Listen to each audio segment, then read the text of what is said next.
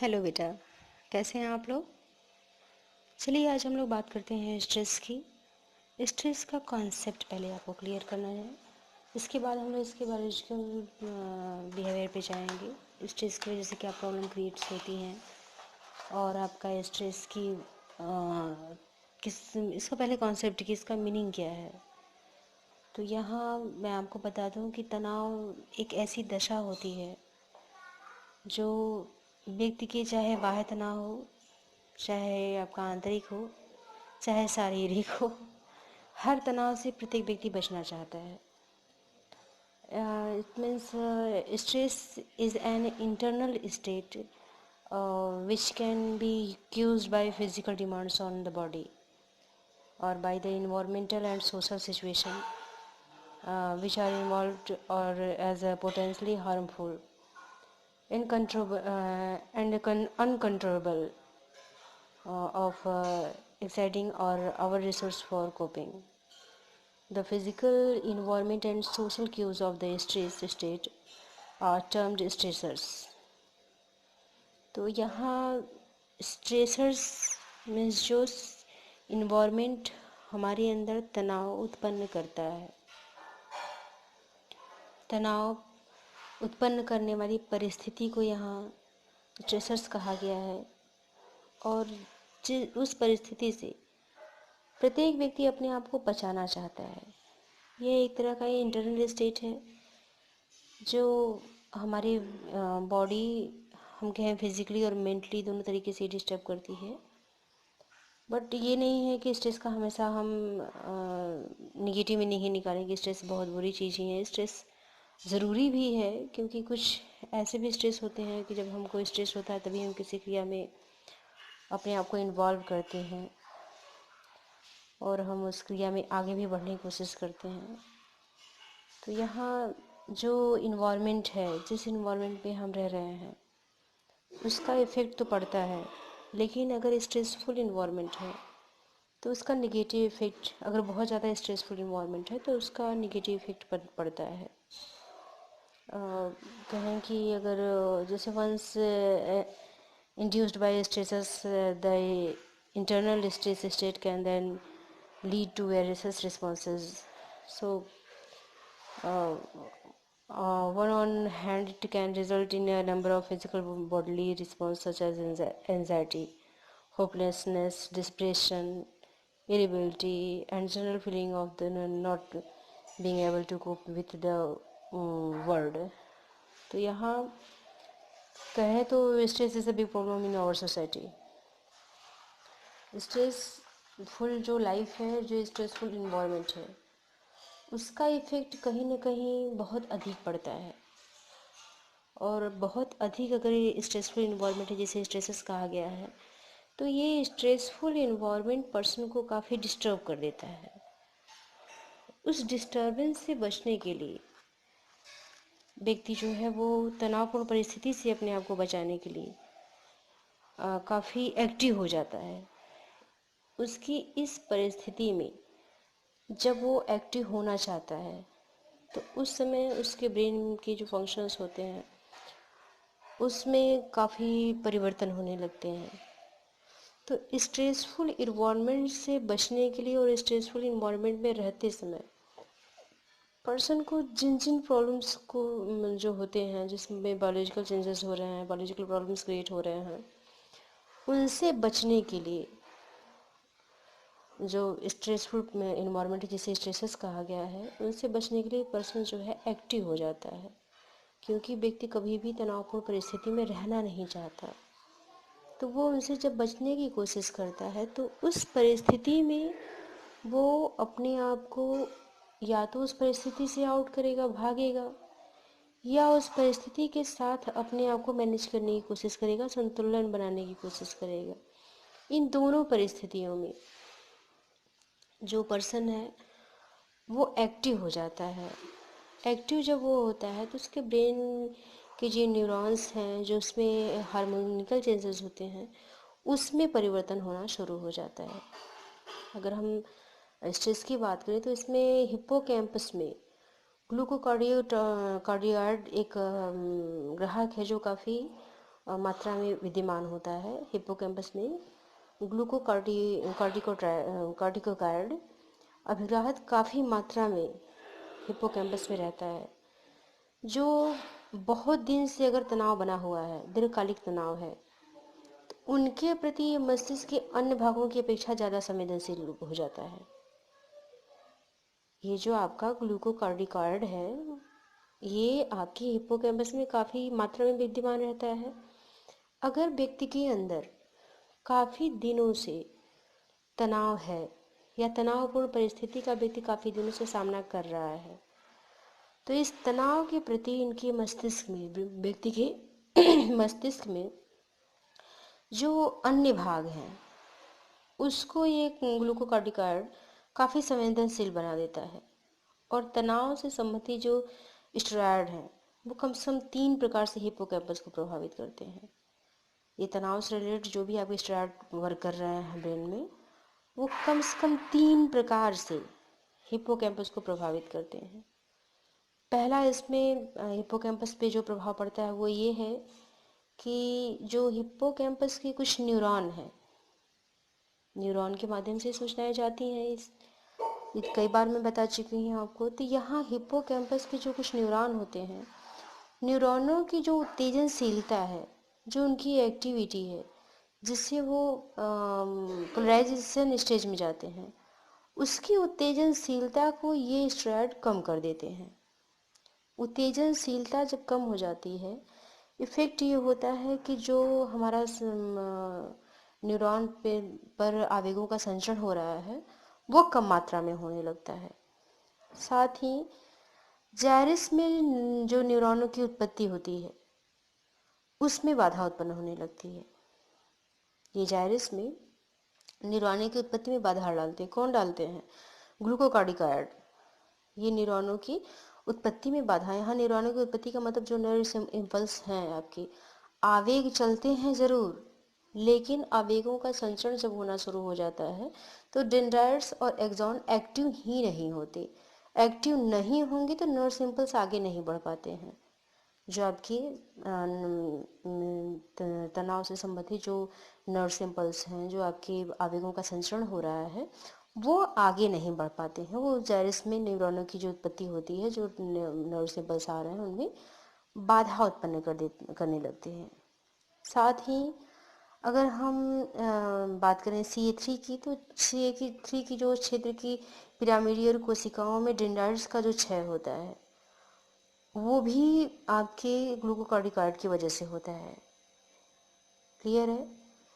जो साइकोलॉजिस्ट हैं, उन्होंने ये स्टडी किया और स्टडी करके ये जानने की कोशिश की कि ऐसे व्यक्ति, ऐसे मनुष्य जिन्हें काफ़ी दिनों से तनाव का अनुभव हो रहा है, काफ़ी दिनों से दीर्घकालिक जो तनाव है उसका अनुभव हो रहा है, और ये ऐसा तनाव जिससे कि वो छुटकारा पाने की कोशिश कर रहे हैं, लेकिन उन्हें छुटकारा नहीं मिल पा रहा है, या वो उस तनाव से मुक्त होने के लिए कई प्रयास कर चुके हैं, पर प्रयास में वो असफल रहे हैं। तो ऐसे जो अभिघातज तनाव का अनुभव उन्होंने किया है, उसमें जो मस्तिष्क है, उसके अन्य हिस्से की अपेक्षा हिप्पोकैम्पस का जो क्षरण है, जो डैमेजेशन है, वो अधिक होता है। कहने का अर्थ है कि अगर व्यक्ति काफ़ी दिनों से तनाव का ही अनुभव करता चला आ रहा है और दीर्घकालिक तनाव है, जो घातज भी है, काफ़ी डेंजरस है, जिसकी वजह से वो अपनी दिन प्रतिदिन की ज़िंदगी में भी संतुलन नहीं बना पा रहा है, अगर ऐसी स्थिति है व्यक्ति की, तो उसके मस्तिष्क के जो अन्य हिस्से हैं वो तो डैमेज होंगे ही, लेकिन उनकी अपेक्षा जो हिप्पोकैम्पस है उसका क्षय ज़्यादा हो रहा है, उसमें ज़्यादा नुकसान हो रहा है, उसकी डैमेजेशन ज़्यादा हो रही है। तो जाहिर सी बात है कि अगर हिप्पोकैम्पस पे इफेक्ट पड़ेगा तो हिप्पोकैम्पस आपकी स्मृति से संबंधित है। हिप्पोकैम्पस आपका हमेशा आपकी स्मृतियों से संबंधित होता है। तो यहाँ अगर बहुत ज़्यादा दिनों से व्यक्ति तनाव से पूर्ण परिस्थिति में जी रहा है, तो इसका प्रभाव उसकी स्मृति पे ज़रूर पड़ेगा। साथ ही यह प्रभाव पोस्ट ट्रॉमेटिक विकार पोस्ट ट्रॉमेटिक डिसऑर्डर, उसमें अधिक दिखाई देने लगता है। और अगर कहें तो इससे भी अगर गंभीर तनाव की स्थिति अगर उत्पन्न हो गई तो आपका ये जो हिप्पोकैम्पस है वो उससे भी अधिक डैमेज होने लगता है। मतलब ये कि अगर हिप्पोकैम्पस आपका क्षरण होना शुरू हो गया तो इससे पोस्ट ट्रॉमेटिक डिसऑर्डर में अधिक दिखाई देने लगते हैं, या पोस्ट ट्रॉमेटिक जो डिसऑर्डर है वो व्यक्ति के अंदर उत्पन्न हो जाते हैं अत्यधिक तनावपूर्ण स्थिति के कारण। और ये गंभीर तनाव में होने वाले जो हिप्पोकैम्पस के क्षय होते हैं उसका कारण बनते हैं। यानी बहुत अधिक गंभीरता अगर तनाव की बढ़ी तो हिप्पोकैम्पस की डेमिनेशन भी काफ़ी अधिक बढ़ जाती है। अभी जो लेटेस्ट आपके रिसर्च हुए हैं उसमें ये बताया गया है, उस रिसर्च से ये पता चला है, स्पष्ट हुआ है इस आपकी स्टडी से कि जो ऐसे तनाव जिसमें हिप्पोकैम्पस का क्षरण हो रहा है अक्षय तनाव के फलस्वरूप होता है, लेकिन इसे एंटी डिप्रेसेंट के द्वारा रोका जा सकता है। अगर हम ये क्षय हो रहा है हिप्पोकैम्पस का तो इससे जो एंटी डिप्रेसेंट के द्वारा रोका जा सकता है। अब चाहे वो एंटी डिप्रेसेंट अन्य लक्षणों से आराम दिखाई दे या प्रभावकारी हो या ना हो, लेकिन हम एंटी डिप्रेसेंट का यूज़ करके स्ट्रेस को कम कर सकते हैं। ऐसा रिसर्च में हुआ है। अब हो रहा है कि नहीं हो रहा है अभी इस पर विवादास्पद स्थिति है। कुछ साइकोलॉजिस्ट का कहना है कि हो भी सकता है, कुछ साइकोलॉजिस्ट का कहना है कि नहीं हो पा रहा है। तो ये इसमें अभी विवादास्पद स्थिति है, लेकिन ये माना जा रहा है कि एंटी डिप्रेसेंट से जो अन्य लक्षण होते हैं आपके स्ट्रेस के, उनमें आराम दिलाने के लिए प्रभावकारी हो सकता है। और अगर आपके हिप्पोकैम्पस का अक्षय हो ही रहा है तो स्ट्रेस जो स्ट्रेसर से इन्वॉल्वमेंट है, स्ट्रेसफुल इन्वॉल्वमेंट है, उसके अलावा आपके कुशिंग सिंड्रोम में भी इसको देखा जा सकता है। यानी कुशिंग सिंड्रोम के जो सिम्टम्स हैं उसमें भी आपके हिप्पोकैम्पस का क्षय होता है, जिसमें आपके ब्लड में जो कार्टिसोल की मात्रा है वो काफ़ी अधिक हो जाती है। तो अगर कुशिंग सिंड्रोम्स की बात करें तो कुशिंग सिंड्रोम में जो जैसे आपका हिप्पोकैम्पस का क्षरण हो रहा है, हिप्पोकैम्पस डैमेज हो रहा है, उसी कंडीशन में आपके स्ट्रेसर्स की वजह से, स्ट्रेसफुल इन्वायरमेंट की वजह से हिप्पोकैम्पस का अपक्षय होता है। इस कंडीशन में जो ब्लड है उसमें कार्टिसोल की जो मात्रा होती है वो काफ़ी बढ़ जाती है। लेकिन अगर यदि तनाव निरंतर न रहा, अगर तनाव आपका निरंतर नहीं रहा, तो इस अवस्था में इनमें से कम कुछ प्रभाव जो होते हैं वो हटने लगते हैं, कम होने लगते हैं, ऐसे दिखाई देते हैं। यानी तनाव अगर लगातार बना हुआ है, जो स्ट्रेसफुल इन्वायरमेंट है अगर लगातार बना हुआ है तो ब्लड में आपकी कार्टिसोल की मात्रा बढ़ने लगेगी। ब्लड में जब कार्टिसोल की मात्रा बढ़ने लगेगी तो आपके हिप्पोकैम्पस का क्षरण ज़्यादा होगा। लेकिन अगर तनाव की पूर्ण जो परिस्थिति है उसमें अगर कमी आ रही है, तनाव में कमी आ रही है, तो उस स्थिति से अगर निकलना होगा तो कार्टिसोल की मात्रा चूँकि कम होगी, तो अगर पर्सन तनावपूर्ण परिस्थिति से अगर बाहर निकल रहा है तो इसमें उसे राहत मिलेगी। या कहें तो अगर स्ट्रेसफुल इन्वायरमेंट कंट्रोलेबल है, कंट्रोल किया जा सकता है, तो उस स्थिति में कार्टिसोल की मात्रा ब्लड में कम होगी और हिप्पोकैम्पस का क्षरण भी कम हो सकता है। यहाँ हम बात करेंगे जनरल एडॉप्टेशन सिंड्रोम की। जनरल एडॉप्टेशन सिंड्रोम जो है आपके हंस सेली द्वारा दिया गया एक कॉन्सेप्ट है। स्ट्रेस की बात हो और हंस सेली की बात ना हो तो अधूरा हो जाएगा, क्योंकि हंस सेली के द्वारा ही दिया गया ये कॉन्सेप्ट है आपका जनरल एडॉप्टेशन सिंड्रोम, सामान्य अनुकूलन संरक्षण।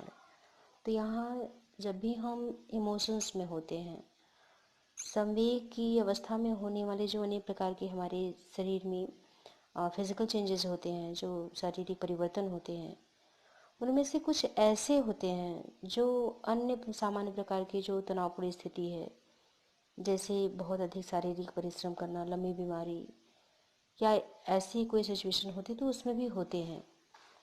ऐसी जो लंबी तनावपूर्ण परिस्थितियाँ होती हैं, उनकी प्रतिक्रियात्मक स्वरूप संवेगात्मक अनुभूतियाँ व्यक्ति के अंदर उत्पन्न होती हैं।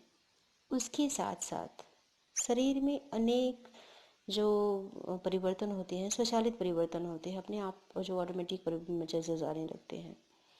ये परिवर्तन जो है वो प्राणी को मानसिक तनाव के प्रति, जो व्यक्ति के अंदर मेंटली स्ट्रेस हो रही है, उसके प्रति समायोजन करने में सहायता देते हैं। यहाँ अब आप कहेंगे कि मानसिक तनाव क्या है, क्वेश्चन दिमाग में आना है, स्वाभाविक है ये बात हम लोग स्ट्रेस की कर रहे हैं। जाहिर सी बात है कि स्ट्रेस जब भी होगा तो आपकी मन में ही होगा, मानसिक रूप से ही होगा। तो यहाँ मानसिक तनाव से मेरा मतलब है उन परिस्थितियों से जिनमें शरीर को सामान्य से अधिक मात्रा में अपनी एनर्जी को खर्च करना पड़ता है। मानसिक रूप से शरीर जो है वो मानसिक रूप से सामान्य रूप अवस्था में जितनी वो एनर्जी लॉस कर रहा है, उससे ज़्यादा एनर्जी लॉस करता है। वह आपकी मानसिक तनाव की स्थिति होती है। जब भी हम स्ट्रेसफुल इन्वायरमेंट में होते हैं, जिसे स्ट्रेसर्स कहा गया है, वो स्टिमुलस, वो इन्वायरमेंट, वो आपकी प्लेस जिसकी वजह से आप में स्ट्रेस उत्पन्न हो रहा है, वैसे इन्वायरमेंट को, वैसे स्टिमुलस को स्ट्रेसर्स कहा गया है।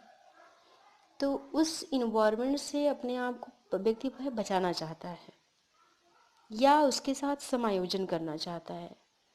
तो बचाने और समायोजन करने में उसे कुछ संतुलन की स्थिति अपने अंदर लानी पड़ती है समायोजन करने में।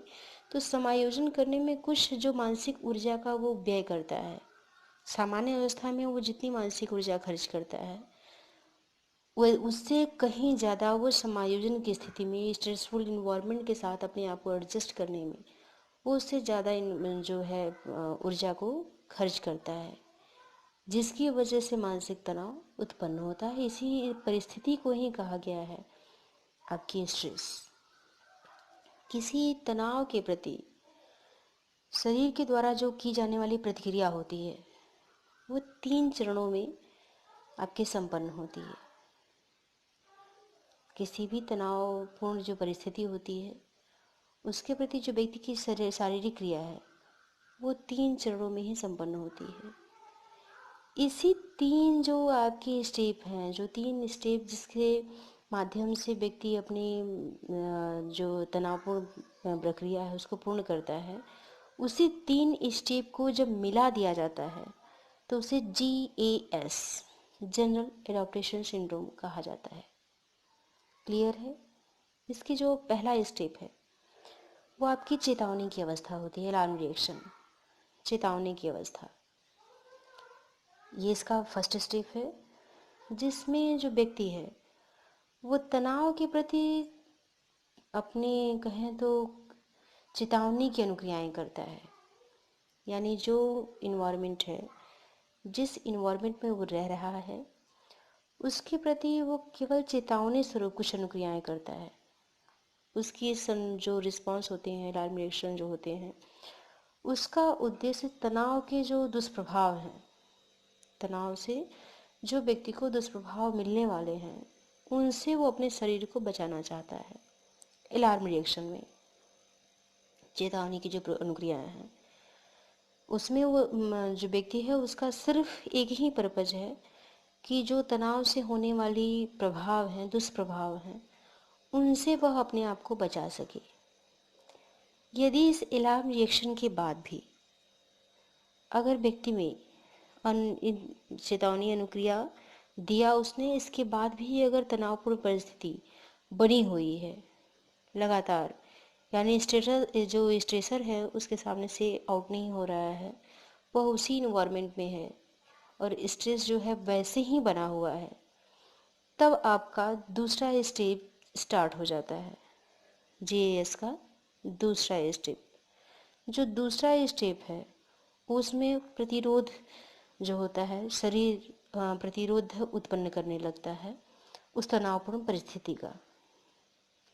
यानी यहाँ पे हम बात करेंगे, पहला तो आपके एलार्म रिएक्शन है, जिसमें कि वो चेतावनी की अनुक्रिया उत्पन्न करके दुष्प्रभावों से अपने शरीर को बचाता है। कौन बचा रहा है? व्यक्ति, मानसिक तौर पे। अगर वो बचा रहा है लेकिन फिर भी तनावपूर्ण परिस्थिति लगातार बनी हुई है, यानी फिर वही बात करूंगी दीर्घकालिक तनावपूर्ण परिस्थिति की, अगर फिर भी तनाव बना हुआ है तब आपके जीएस का दूसरा स्टेप स्टार्ट हो जाता है, जिसे कहा गया है प्रतिरोध की अवस्था। तनाव में शरीर जो है वो अपने प्रतिरोध की अवस्था अपने अंदर स्वयं उत्पन्न कर लेता है। शरीर जो है उसका प्रतिरोध खुद ही करता है। और फिर भी यदि तनाव की मात्रा अधिक है तो शारीरिक प्रतिरोध की भी एक अपनी सहन सीमा होती है, वो सीमा को क्रॉस नहीं कर सकता। तब जाकर के आपकी तीसरी अवस्था स्टार्ट होती है। प्रतिरोध की अवस्था में जो तनावपूर्ण परिस्थिति है उससे व्यक्ति बचने की कोशिश करता है, समस्याओं का समाधान करने की कोशिश करता है, लेकिन अगर उसके बाद भी तनावपूर्ण परिस्थिति लगातार बनी हुई है तो उस तीसरा चरण आपका जीएस का शुरू हो जाता है, थर्ड स्टेप आपका जैसे ही शुरू होता है, इसमें जो पर्सन है वो एक तरह से कहें तो बीमार पड़ने की कंडीशन में आ जाता है। अब वो बीमार होने लगा, यानी वो प्रतिरोधक जो क्षमता हुई उसकी वो धीरे धीरे कम होने लगी।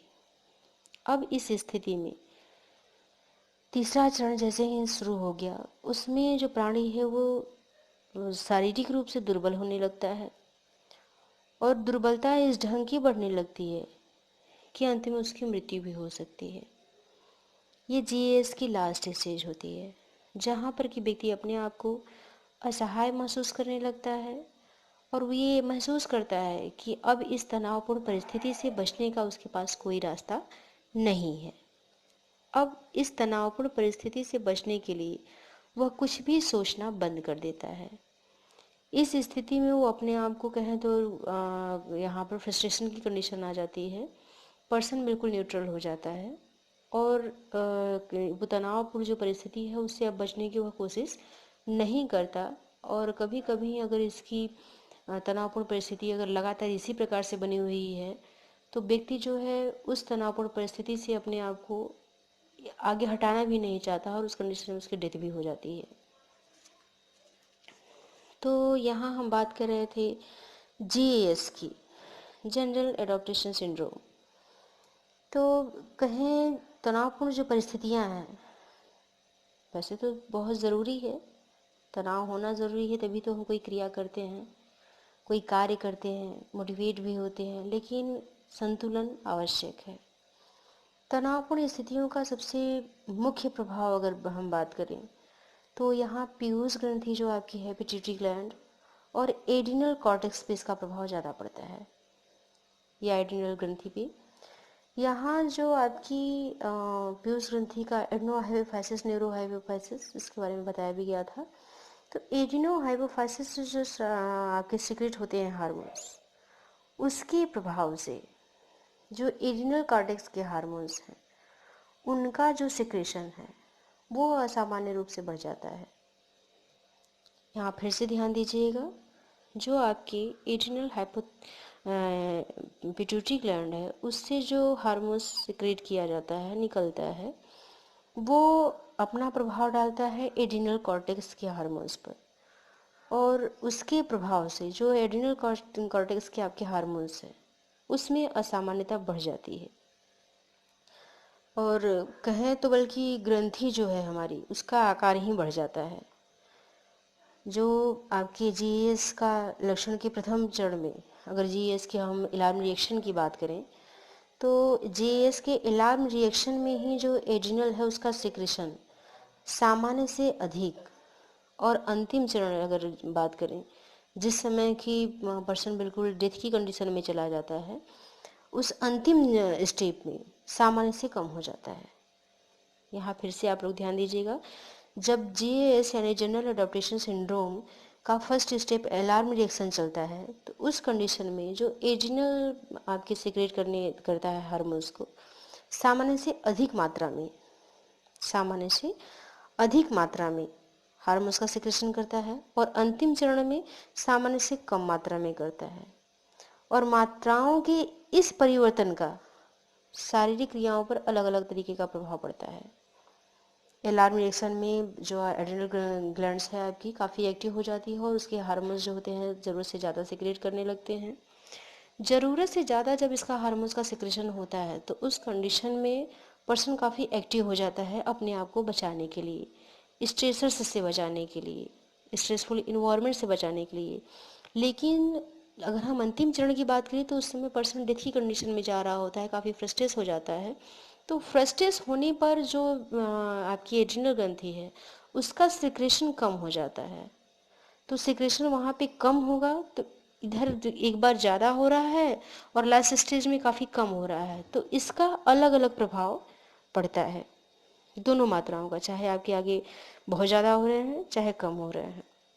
यहाँ जो आपका एड्रिनल ग्रंथि का जो सिक्रेशन है वो असामान्य वृद्धि से हृदय की क्रियाएं व्यवस्थित कर देता है। यानी अचानक एड्रिनल ग्लैंड से जो हार्मोन्स निकल रहे हैं तो वो एक तरीके से एब्नॉर्मल तरीके से सिक्रेट कर रहे हैं हार्मोन्स, जिसके कारण जो हार्ट फंक्शन है वो अप डाउन करने लगता है। हार्ट का जो फंक्शन है वो अप डाउन करता है। इससे आपकी बीपी कभी हाई होगी, कभी लो हो रही है, कभी हाई हो रही है, कभी लो हो रही है, क्योंकि जो आपकी हार्ट है उसका फंक्शन डैमेज हो रहा है, वो अव्यवस्थित हो रहा है। तो सिक्रेशन जो हार्मोन्स का हो रहा है, सिक्रेशन की इस असामान्य कमी से कभी गठियावात का भी रोग बढ़ जाता है। ये तनावपूर्ण परिस्थितियाँ कहें तो सामान्य जो शारीरिक स्वास्थ्य है उसको वो नष्ट कर देता है, ख़त्म कर देता है। और इसी के कारण, स्ट्रेसफुल इन्वायरमेंट के ही कारण, स्ट्रेस के ही कारण जो व्यक्ति है वो अनेक रोगों से ग्रसित हो जाता है। क्योंकि जो भी एड्रिनल ग्लैंड्स से हार्मोन्स का सिक्रेशन अचानक बढ़ेगा, क्योंकि जीएस की फर्स्ट स्टेज आपकी अलार्म रिएक्शन जैसे ही स्टार्ट होगी, तो अलार्म रिएक्शन जैसे ही स्टार्ट हो रही है पर्सन एक्टिव हो जा रहा है अपने शरीर की सुरक्षात्मक प्रवृत्तियों को बढ़ाने के लिए। सुरक्षात्मक प्रवृत्तियाँ उसकी बढ़ रही हैं, ठीक है, लेकिन पर्सन अगर उस सुरक्षा को बढ़ाने में, इम्यून सिस्टम स्ट्रांग करने में असफल रहा तो जीएस की दूसरी स्टेज स्टार्ट हो जाती है। जीएस की ये जो दूसरी स्टेज है आपकी प्रतिरोध की अवस्था है। तो शरीर जो है आंतरिक रूप से स्ट्रेसेस को देखने के बावजूद भी, इन्वायरमेंट के रहने के बाद भी खुद को बचाने की कोशिश करता है। प्रतिरोध की अवस्था में अगर व्यक्ति असमर्थ हो जाता है, सफल हो जाता है, तो जीएस की थर्ड स्टेप स्टार्ट होती है। थर्ड स्टेप में पर्सन बिल्कुल असहाय महसूस करने लगता है। यहाँ फ्रस्ट्रेशन की कंडीशन आ जाती है, पर्सन फ्रस्ट्रेट होने लगता है, डिप्रेशन की कंडीशन में जा रहा होता है। और इसके बाद भी अगर स्ट्रेसफुल इन्वायरमेंट लगातार बना हुआ है तो पर्सन की डेथ भी हो सकती है। यहाँ कारण है पिट्यूटरी ग्लैंड का एक्टिव होना। पिट्यूटरी ग्लैंड जब एक्टिव होती है उससे हार्मोन्स जो सिक्रेट होते हैं वो एड्रिनल ग्रंथि को एक्टिव कर देते हैं, जो एड्रिनल ग्लैंड्स है। एड्रिनल ग्लैंड्स से जो हार्मोन्स आपके सिक्रेट हो रहे थे उसमें एड्रिनल कॉर्टेक्स की बात की गई है कि एड्रिनल कॉर्टेक्स का जो सिक्रेशन है, हार्मोन्स का सिक्रेशन है, वो असामान्य हो जाता है, अब नॉर्मल हो जाता है, कभी ज़्यादा कभी कम। तो यहाँ जब जीएस की फर्स्ट स्टेज आपकी अलार्म रिएक्शन चलती है तो उस समय हार्मोन्स का जो सिक्रेशन हो रहा है वो अधिक मात्रा में हो रही है, यानी व्यक्ति उत्तेजित है अपने शारीरिक स्वास्थ्य को मजबूत बनाने के लिए। तो यहाँ दुष्प्रभावों से बचना चाह रहा है व्यक्ति, तो कॉर्टेक्स के जो हार्मोन्स है उसका सिक्रेशन ज़्यादा हो रहा है। लेकिन जैसे जैसे इन्वायरमेंट स्ट्रेस का वैसे ही बना हुआ है, व्यक्ति अपने आप को असहाय महसूस कर रहा है, तो एड्रिनल कॉर्टेक्स से जो हार्मोन्स निकल रहे थे उनकी मात्रा में कमी आने लगती है। उसका ये कम ज़्यादा होना बॉडी की अदर पार्ट को डैमेज करने लगता है, स्पेसिफिक हार्ट को डैमेज करता है, यहाँ पे कहा गया है। तो हार्ट को डैमेज करने का मतलब कि बीपी कभी हाई होती है, कभी कम होती है, कभी हाई, कभी लो, कभी हाई। तो यहाँ हाई लो जब हो रही है तो जो आपका हार्ट ब्लड पंप कर रहा है उस पे इफेक्ट होता है। और ये सिर्फ किसकी वजह से हो रहा है? स्ट्रेसर्स की वजह से। स्ट्रेस की वजह से नहीं हो रहा है, स्ट्रेसर्स की वजह से हो रहा है। क्योंकि इन्वायरमेंट को अगर हम चेंज कर दें, इन्वायरमेंट को अगर चेंज कर दिया जाए तो वापस व्यक्ति उसी कंडीशन में आ जाएगा जैसे वो पहली कंडीशन में था। तो यहाँ सिर्फ यही बात है कि जो भी हमारे हार्मोन्स हैं उसका इफ़ेक्ट हमारी बॉडी की अदर पार्ट पे अलग अलग तरीके से पड़ता है, जिसका प्रभाव ये होता है कि शरीर रोग ग्रसित हो जाता है और जिसके कारण व्यक्ति की मृत्यु होती है। हार्ट अटैक भी आ रहा है तो यहाँ हाई बीपी लो हो रही है, फिर लो हो रही है, तो ये आपके हार्मोन्स की वजह से हो रही है, जिसका इफेक्ट आपके पड़ा है हार्ट पे, और इस कंडीशन में हार्ट डैमेज हो जाता है, पर्सन की डेथ हो जाती है। तो यहाँ स्ट्रेस फुल इन्वायरमेंट के कारण हो रहा है, स्ट्रेस की वजह से नहीं हो रही। स्ट्रेस तो ऑलरेडी बढ़ ही रहा था और स्ट्रेस बढ़ रहा है स्ट्रेसफुल इन्वायरमेंट की वजह से। अगर इन्वायरमेंट में कुछ चेंजेस लाए जा सकते हैं, स्ट्रेसर्स में चेंजेस लाए जा सकते हैं, स्टिमुलस को हटाया जा सकता है, यानी कारण को ही हटा दें। किसी कारण से व्यवहार हो रहा है, उस कारण को अगर हटा दिया जाएगा तो व्यवहार में परिवर्तन होना है। तो जो आपकी तनाव उत्पन्न करने वाली परिस्थिति है, उस परिस्थिति में यदि परिवर्तन कर दिया जाए तो व्यक्ति जो है वो ठीक हो सकता है। यानी वो भी तो तनाव से बचने के लिए पहले अलार्म रिएक्शन यूज़ किया था। तो जाहिर सी बात है कि अगर हम इन्वायरमेंट को चेंज करें, स्ट्रेसेस को चेंज करें, स्टिमुलस को चेंज कर दें तो व्यक्ति ठीक हो सकता है। आगे अगर हम बात करें कि जो हार्मोन्स आपकी, इसमें हम बात करेंगे आपके ग्रंथियों की पहले। इसमें आपकी तनावपूर्ण जो परिस्थितियां हैं उसमें आपकी थायराइड, पैराथायराइड, पेनक्रियास और पिट्यूटरी, इन ग्रंथियों की जो होती है भूमिका अधिकतर बनी हुई होती है, क्योंकि ये हमारे शरीर को संतुलित बनाने का काम करते हैं और कहें तो समस्थिति जिसे कहा गया है, समस्थिति बनाए रखने का कार्य करते हैं। समस्थिति की दशा में जो हमारी कोशिकाएं हैं उनमें चयापचय और दूसरी जो जैव रासायनिक प्रक्रियाएं हैं वो घटित हो पाती हैं। ये ग्रंथियां जो हैं अपने हार्मोन्स द्वारा, जो हार्मोन सिक्रेट कर रहे होते हैं, उससे संतुलन बनाने का कार्य करती हैं। अनेक ऐसी जो परिस्थितियां हैं जिसमें आपका संतुलन बिगड़ जाता है या इतना अधिक बिगड़ जाता है कि व्यक्ति तनाव का अनुभव करने लगता है, ऐसी दशा में जो रिएक्शन है उसमें प्रतिक्रियाएं होती हैं। यानी तनाव उत्पन्न करने वाले जो कारक होते हैं, चाहे वो कोई भी कारक हो, चाहे वो आंतरिक हो चाहे बाह्य हो, किसी भी प्रकार का कारक हो, तनाव के कारण चाहे जो भी हो, इससे निपटने के लिए मुख्य रूप से अगर हम बात करें तो दो तरह की जो हमारी अंतःस्रावी ग्रंथियां हैं, पिट्यूटरी और एड्रिनल। तो यहाँ अग्र पिट्यूटरी की बात की गई है। ये दोनों अपने हार्मोन्स का स्राव करती हैं और उनके हार्मोनों की क्रियाओं से ही प्राणी संकटकालीन परिस्थितियों का सामना करने में सक्षम हो पाता है। क्लियर है यहाँ पे? यहाँ कार्टेक्स द्वारा अगर हम बात करें, कार्टेक्स द्वारा जो तनावपूर्ण परिस्थितियाँ होती हैं या जो दीपक होते हैं उनका प्रत्यक्षीकरण होते ही हाइपोथैलेमस से कॉर्टिकोट्रोपिन जो आपका हार्मोन्स है उसका सिक्रेशन स्टार्ट हो जाता है।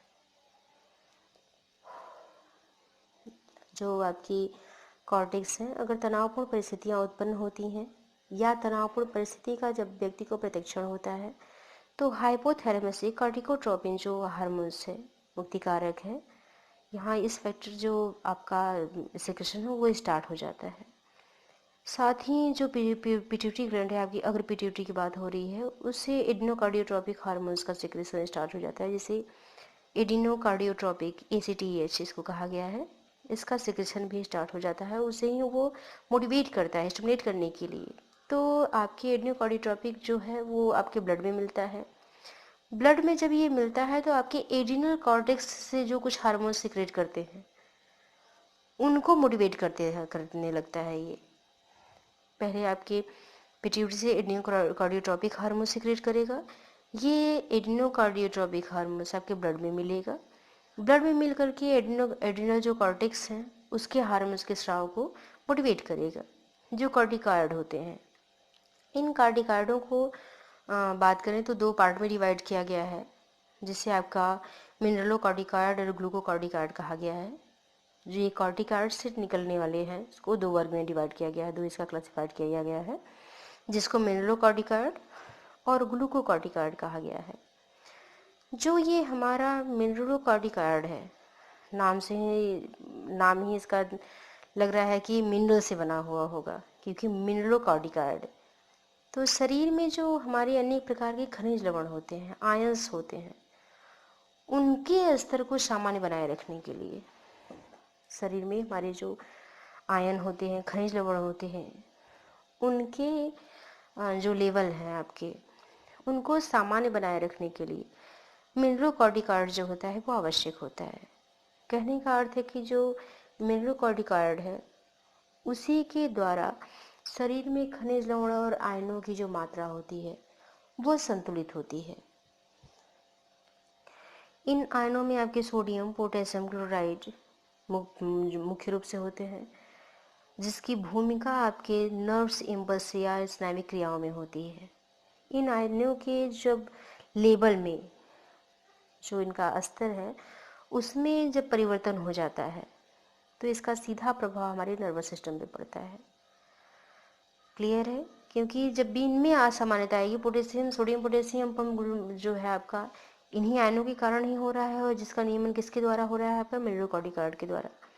तो जब इनमें असामान्यता आ जाती है तो इसका सीधा इफेक्ट हमारे नर्वस सिस्टम पे पड़ता है, और नर्वस सिस्टम पे जब इसका प्रभाव पड़ेगा तो जाहिर सी बात है कि नर्वस सिस्टम का सीधा इफेक्ट आपके ब्रेन पे आएगा, और ब्रेन के कारण आपकी जो स्ट्रेसफुल इन्वायरमेंट है उसका इफेक्ट आपकी बॉडी पे पड़ना शुरू हो जाएगा, फिजिकली इसका इफेक्ट दिखाई देने लगता है।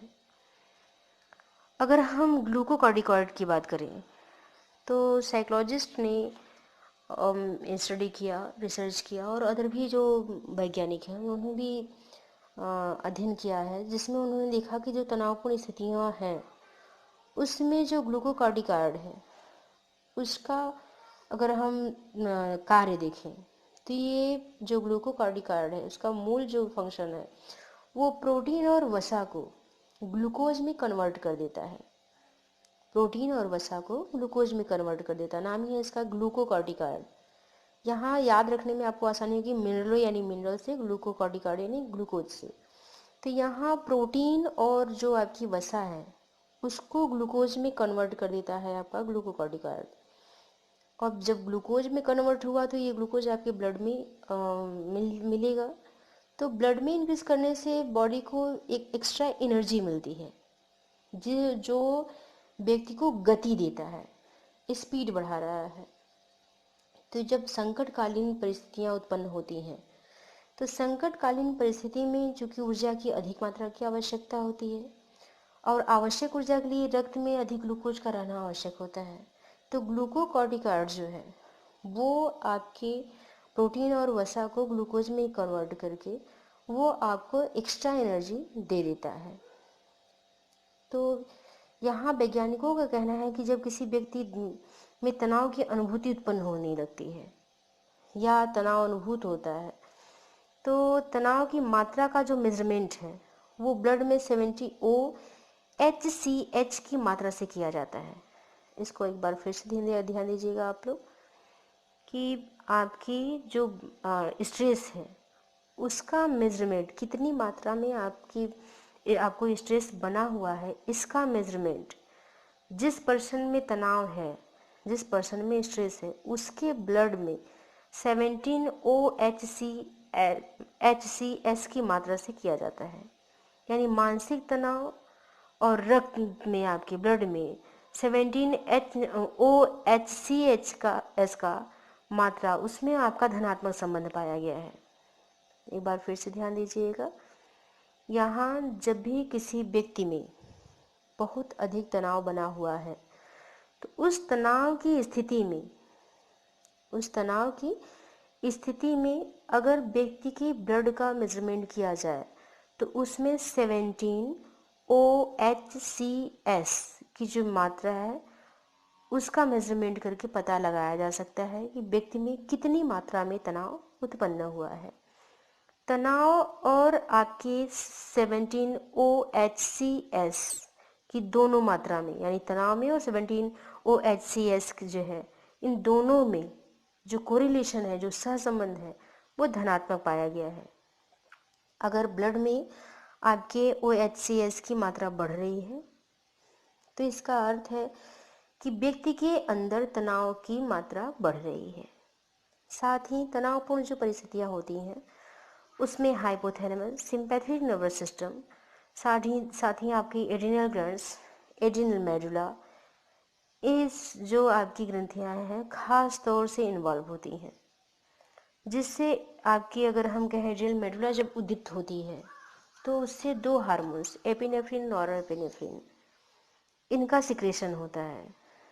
इन एपिनेफ्रिन, नॉरएपिनेफ्रिन, इसे आपका एड्रेनालिन और नॉरएड्रेनालिन भी कहा जाता है, इस नाम से भी उसको जाना जाता है। ये एड्रेनल मेडुला के दोनों हार्मोन्स ब्लड में मिल करके सिंपैथेटिक नर्वस सिस्टम जो है उनको क्रियाशील बना देते हैं, वो एक्टिव हो जाते हैं।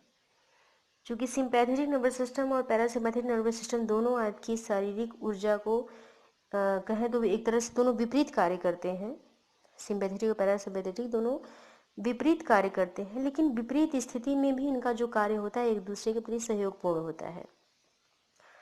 तो ये जो आपकी सिंपैथेटिक नर्वस सिस्टम है, जब ये सक्रिय होता है तो आपकी जो हार्ट जो पल्स है, जो हार्ट बीट है, और जो पेशियों में तनाव है, ग्लूकोज का लेवल है, और ये जो ब्लड सर्कुलेशन है, आपकी श्वसन है, ये सारी जो क्रियाएं होती हैं, चूँकि सिंपैथेटिक नर्वस सिस्टम एक्टिव हुआ है तो इन सारी क्रियाओं में वृद्धि हो जाती है। ये सारी क्रियाएं काफ़ी तेज होने लगती हैं, जिससे जो पर्सन है वो तनावपूर्ण परिस्थिति का सामना करने में अपने आप को समर्थ पाता है, सक्षम हो जाता है। एपिनेफ्रिन और नॉर एपिनेफ्रिन जो है, इन जो ये कार्य हैं, इसके साथ साथ पीयूष ग्रंथि से एसीटीएच एडिनोकार्डियोट्रोपिक हार्मोन्स के लिए मोटिवेट करता है। एपिनेफ्रिन और नॉन एपिनेफ्रिन अग्र पिट्यूटरी की यहाँ मैं बात कर रही हूँ। तो यहाँ पीयूष ग्रंथि से जो एसीटीएच है, आपका एडिनोकार्डियोट्रोपिक हार्मोन्स है, उसको सिक्रिएट करने के लिए मोटिवेट करता है। अब वो उद्दीप्त होगा। कौन उद्दीप्त हो रहा है? पीयूष ग्रंथि। उद्दीप्त होने से इससे एसीटीएच की मात्रा का सिक्रेशन होने लगा। अब ये जो आपका एडिनोकार्डियोट्रोपिक हार्मोन्स है, ये एडिनल कॉर्टेक्स के द्वारा जो स्रावित कार्डिकॉइड है, यानी मिनरोकार्डिकॉइड और ग्लूकोकार्डिकॉइड, इन दोनों की मात्रा पर अपना नियंत्रण करना शुरू कर देता है। क्लियर हो रहा है यहाँ पे? अब जो आपकी ये पीयूष ग्रंथि से स्रावित होने वाले जो एडिनोकार्डियोट्रोपिक हार्मोन्स हैं, उस पर हाइपोथैलेमस की कार्डिकोट्रोपिन जो है, हाइपोथैलेमस की कार्डिकोट्रोपिन जो आपकी फैक्टर्स हैं, रिलीजिंग फैक्टर हैं, उसका नियंत्रण तो है, साथ ही एड्रिनल मेडुला के हार्मोन्स को भी वो नियंत्रित करने लगता है। एड्रिनल मेडुला के भी हार्मोन्स को नियंत्रित करने लगता है। इस स्थिति में संकटपूर्ण जो आपकी परिस्थितियां होती हैं वो कार्यशील हो रही हैं, और कार्यशीलता की स्थिति में ये हार्मोन्स व्यक्ति को इतनी ऊर्जा दे देते हैं कि व्यक्ति के अंदर अलार्म रिएक्शन की कंडीशन आ जाती है। यानी ये हार्मोन्स व्यक्ति को इतनी ऊर्जा देते हैं कि व्यक्ति एक्टिव हो जाता है अपनी समस्याओं का स्वयं समाधान करने के लिए या तनावपूर्ण परिस्थिति का सामना करने के लिए। क्लियर है?